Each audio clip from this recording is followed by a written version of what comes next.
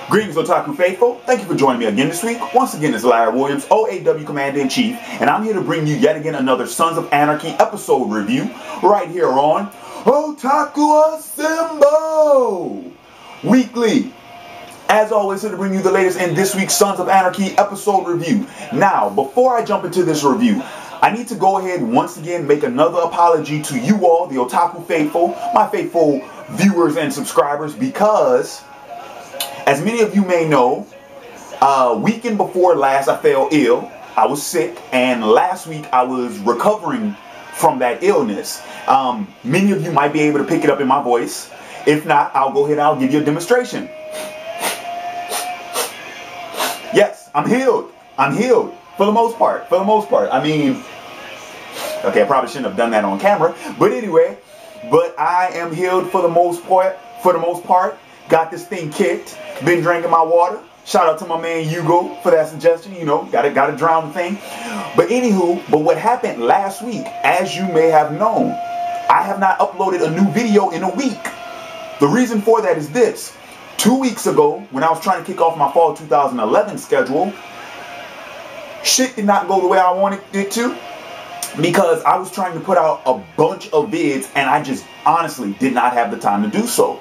Well, last week, what happened was, since I was recovering from being sick, I had to I missed a couple of classes. So last week, I'm sitting up here trying to catch up with my schoolwork, and then I was trying to set up my schedule for my new gig, which I started today. Pretty kick-ass job, by the way. But once again, honestly, my schedule conflicted with me being able to crank out the vids on OAW. Not to mention, there was the Rogues Gallery vids I had to crank out. Thundercats episode didn't come out, so I couldn't do a review of that. All in all, shit has been hectic. But rest assured, I think now I have my schedule to the point where I should be able to crank out my videos. I'm just going to have to do a little rearranging. So one new change that I am making, no more marathon recording. 2 reasons. Number one, I can only do that during the weekends. And number 2, this camera does not allow for me to marathon record comfortably. So pretty much what's going to be happening on the channel is that this week I'm going to start off, you know, trying to not actually keep up with my fucking schedule. But most importantly, the change I'm going to be doing is I'm going to get into the habit of recording and uploading on the day in which the video is supposed to be done, instead of trying to prepare them ahead of time, because honestly it's just not working out.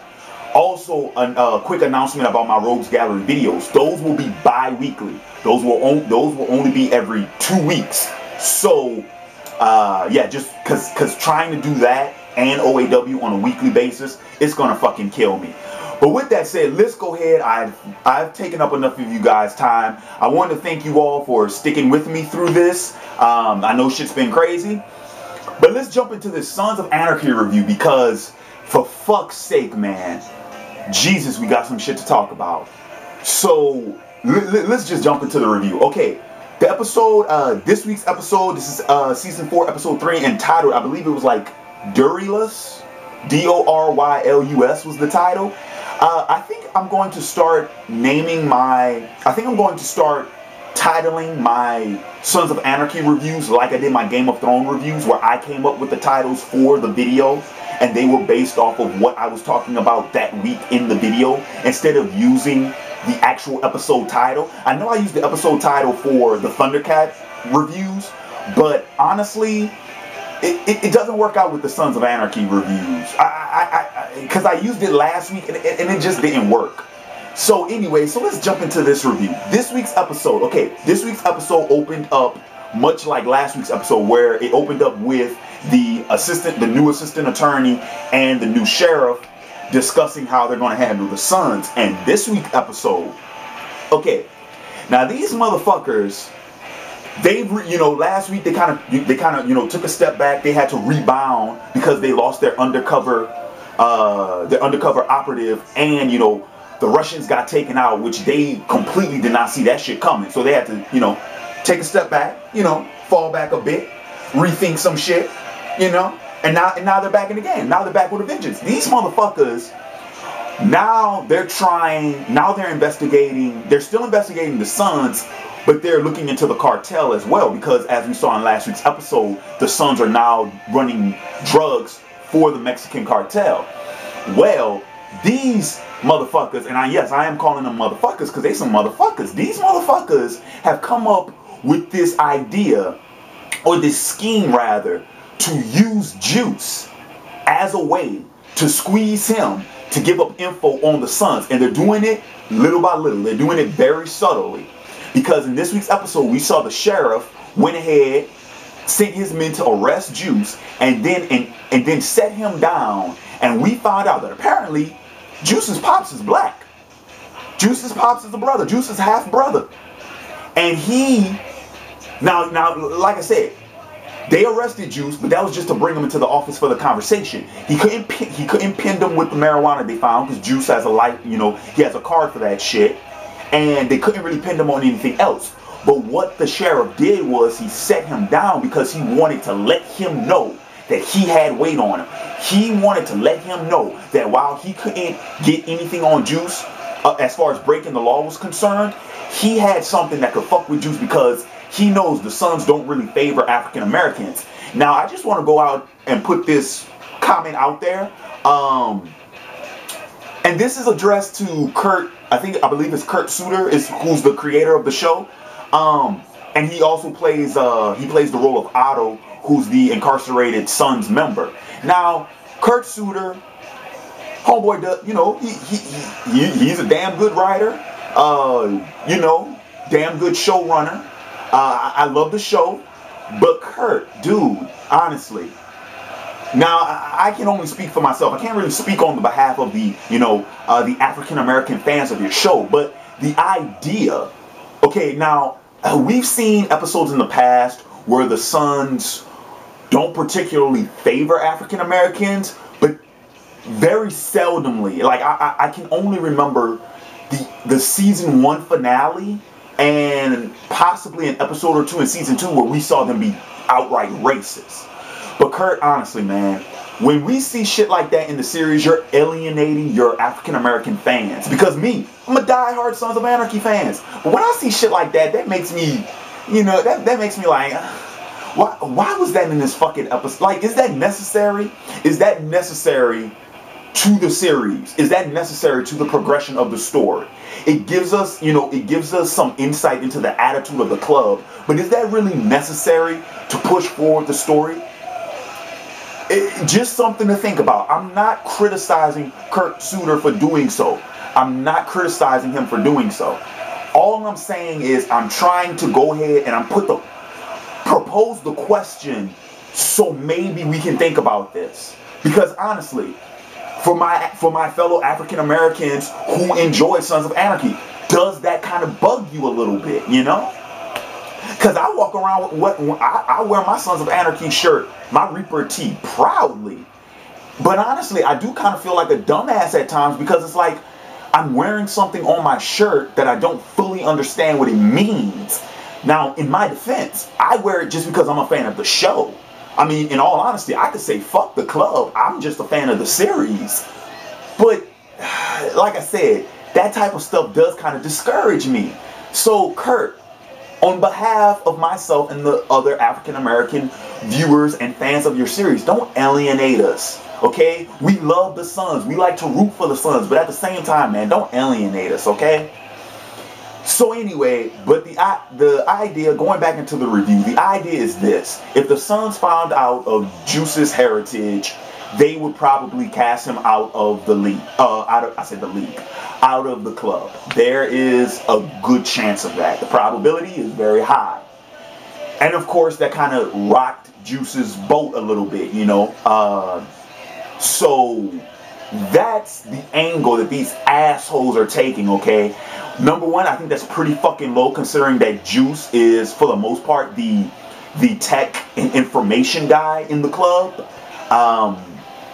So that's kind of fucked up that they would take that route. But I mean, honestly, dude, it's kind of funny, because I feel like it's going to get to the point where law enforcement in order to try and bring down the Sons, they're going to fall into decadence in themselves. They're going to take a step within anarchy. You know, it's always that idea of, you know, taking off the white gloves. To quote Eisenhower, you know, it's take off the white gloves. You know, do what you have to bring about justice. But at what point? Anyway, I'm done talking about that. Now, moving on in this week's episode. Okay, the big plot of this week's episode was that the Sons, the guns that were already purchased by the cartel but had yet to be delivered, they got stolen by a bunch of black cats. They got stolen. So Jax and the gang had to track them down. Once again, the portrayal of African Americans in this series. Now, while I am surprised that the African Americans we saw in this episode, especially the female character, she was presented in the position of a boss, you know, which I actually kind of did enjoy, you know, shake up the status quo instead of having, you know, big black dude, you know, sitting in a basement surrounded by cats with guns. You know, we had this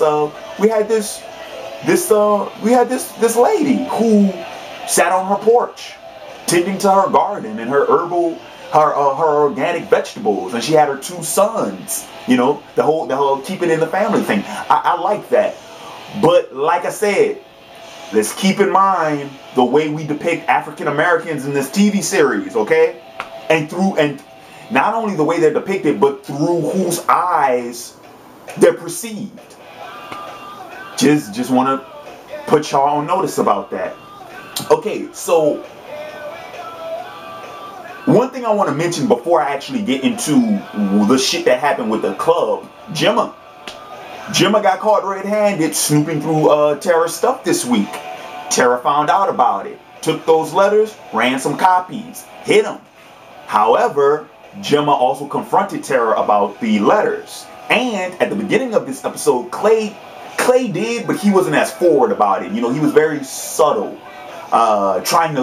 It was obvious that he was trying to feel Tara out, because I think Clay thought that if Tara read the letters and she knew the truth about John, that would come out.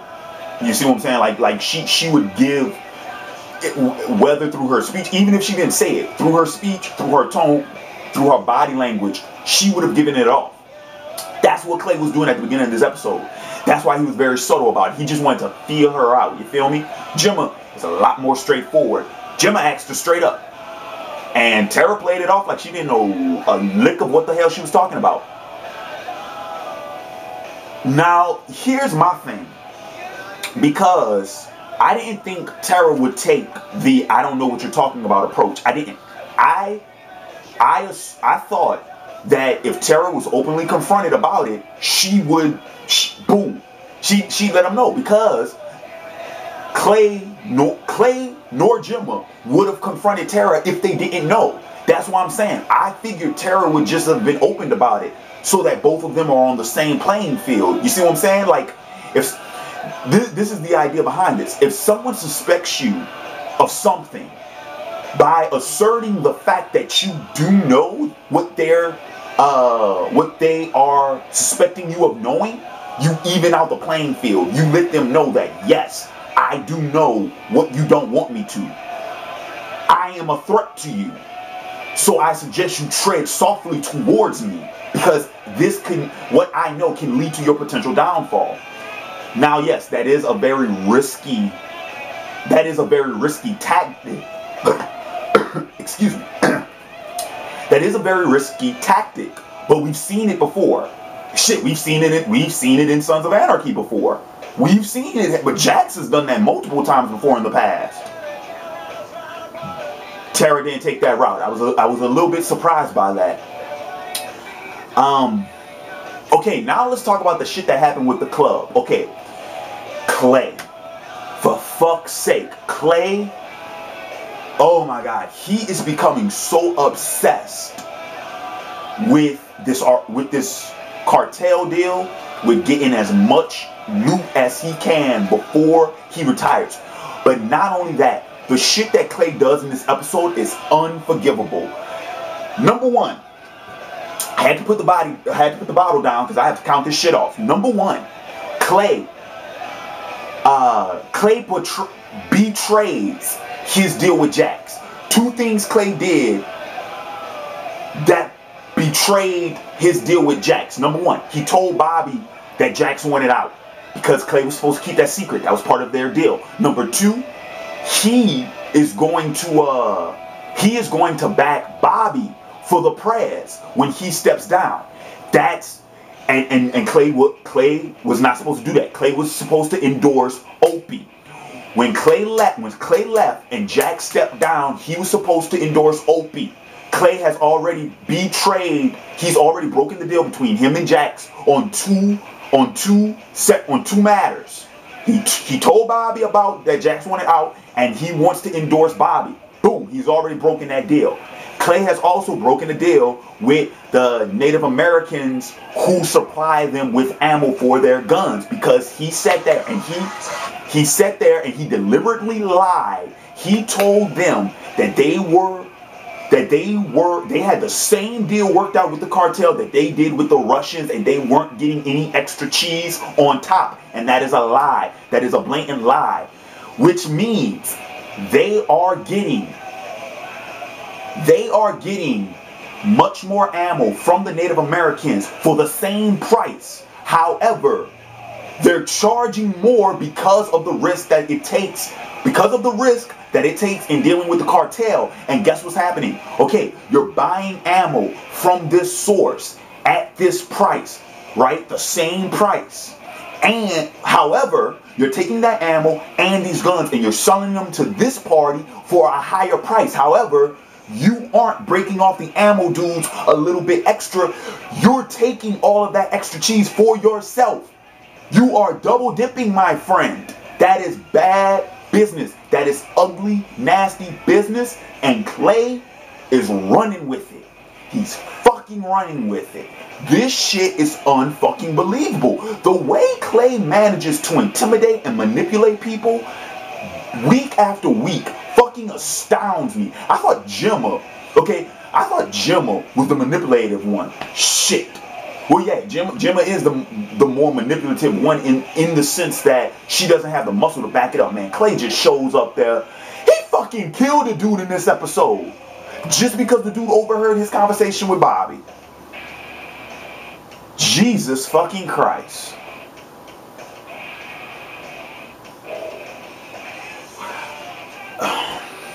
I've always liked Clay's character. Well, one, because I'm a big Ron Perlman fan.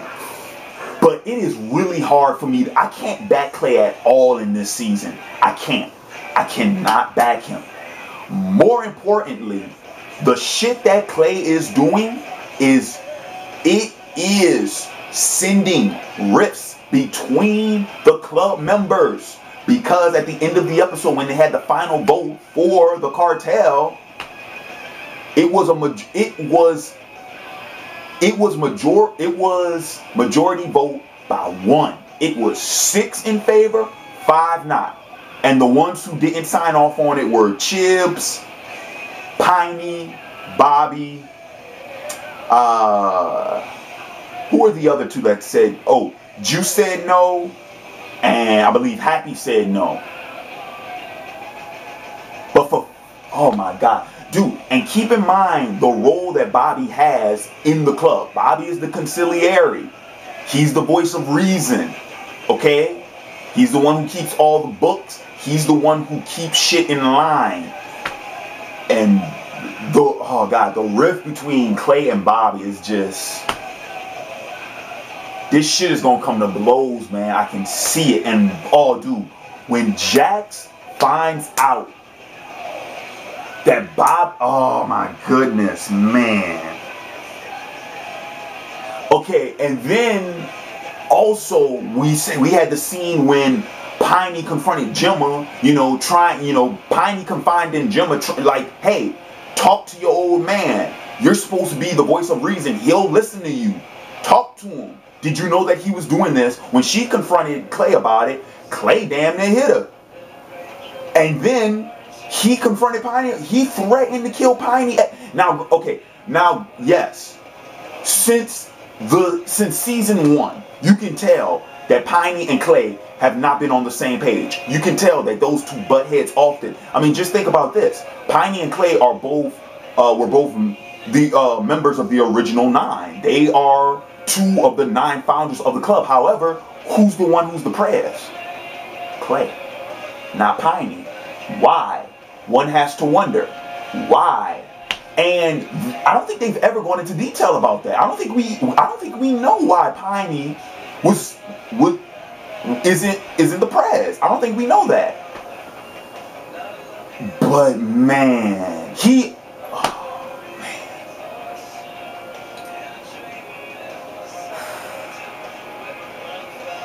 and then of course, you have the thing with Opie, he's back in Jax. Opie makes the statement in this episode. He's talking about how, we're gonna go ahead, Opie's like, man, I'm gonna go ahead, I'm gonna vote off on this cartel shit. But let's just go ahead, let's just do this shit. When Clay leaves, it's gonna be me and you at the head of that table. And I'm like, yes, fucking right. Jax is the prez, Opie as the VP, fucking right, let's do this. But Opie still doesn't know about Jax. I don't think Opie knows that Jax wants to leave. Oh man, when Opie finds out about that shit, jeez.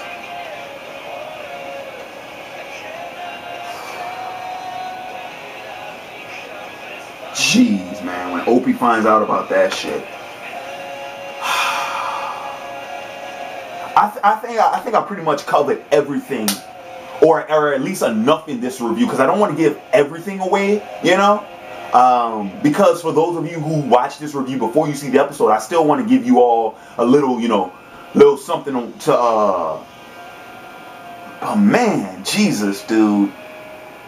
Oh, man. Oh, and then the preview for next week. Oh, man. What are the Suns doing? What are they, dude. I got a feeling this season is going to end on a bad note. And I'm telling you motherfuckers now, okay? Hear it now. 10:31 on Tuesday, September 20th, 2011, 10:31 Central Standard Time. Something's gonna happen to Bobby. And y'all gonna look back at this review like, Larry called it. I got a feeling something's gonna happen to Bobby. I got just that scene at the end when they left the room, when they left the table, and Bobby was walking away from everyone else. I got a feeling, because you got to pay attention to that type of shit, that whole idea of symbolic imagery, that all that jazz. But that scene wouldn't have been filmed like that for no reason. You see what I'm saying? Something's gonna happen to Bobby, man. I can feel it in my bones. I can feel it in my gut. Something is going to happen to Bobby. I just got a feeling. Man. Anyway, so yeah, that's pretty much gonna do it for this week's review. Shit, man.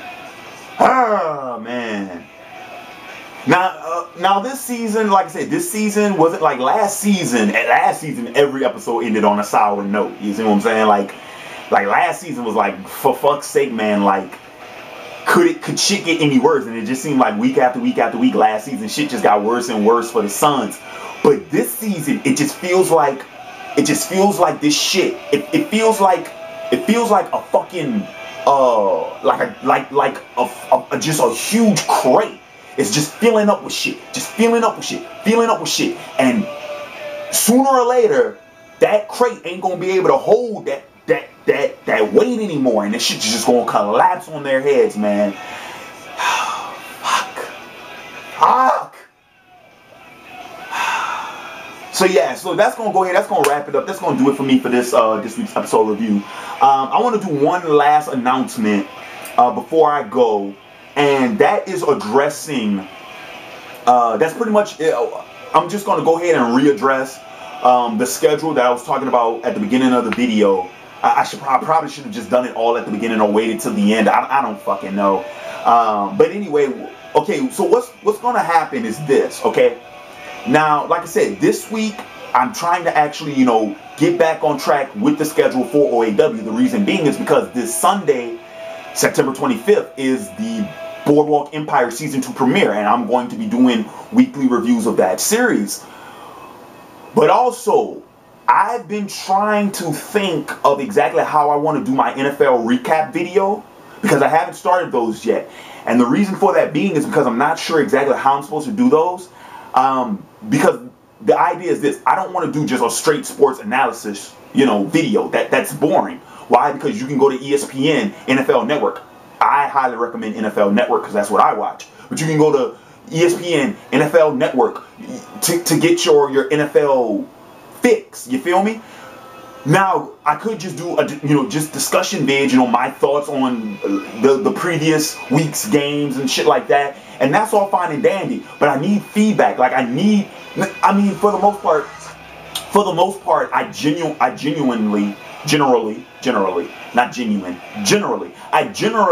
you know, whenever I kick off a new segment, I just do a video and just throw it out there and see how it does and see how people respond to it.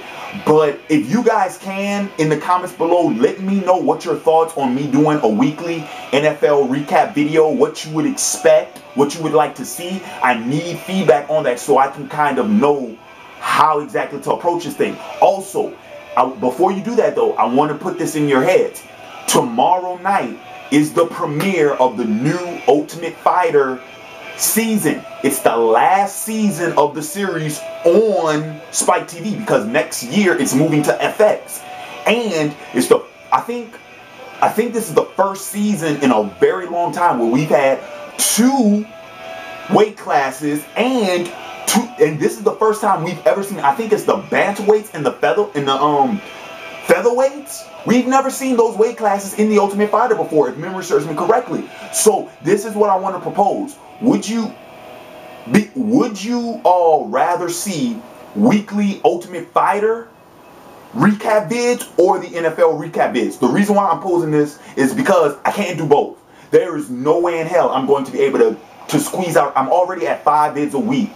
Sons of Anarchy, Thundercats, which Thundercats is going on a hiatus. I don't know how fucking long. It looks like they're going to be on hiatus for a while. So you could just say, Larry, just substitute Ultimate Fighter for Thundercats. But here's the thing. If I start something, I want to kind of see it through until the end of the season.